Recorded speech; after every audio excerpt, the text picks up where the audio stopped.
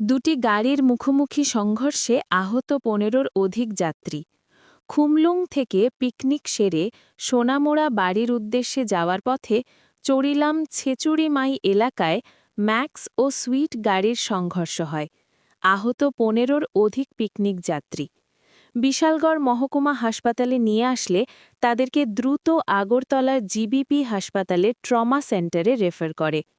ঘটনাস্থল থেকে পালিয়ে যায় ম্যাক্স গাড়ি চালক। তবে চালক ইচ্ছাকৃতভাবে এই দুর্ঘটনাটি করিয়েছে বলে জানান আহতদের পরিবার।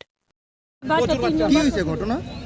আমরা পিকনিক থেকে পিকনিক করে বাড়ি যেতে গেছিলাম, হঠাৎই কোথায় যাচ্ছিলেন আপনারা? বাড়ি সোনামুড়া বাড়িতে। আচ্ছা, মানে কিভাবে অ্যাক্সিডেন্টটা হলো? আপনি তো গাড়িতে ছিলেন, কি দেখলেন আপনি?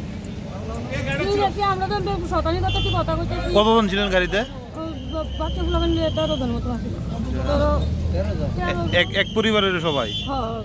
আমার দেওয়ার বউ, কাকুর বউ, এমন। কয়জন ভেদা পাইছে? বেটারা পাইছে 2 জন, বেশি মনে পাইছে, আর বাচ্চাদের একটু বেটা পাইছে 12টা। আপনারা কি পিকনিকে গেছিলেন? হ্যাঁ, কোন জায়গাতে গেছিলেন? খুললুম। মানে কি গাড়ির সাথে সংঘর্ষ হলো? আমি ভাই কিচ্ছু দেখছি না, কি গাড়িটা লোক আমি সামনে। কোন জায়গায় হয়েছে এটা? ছেচুড়িমাই।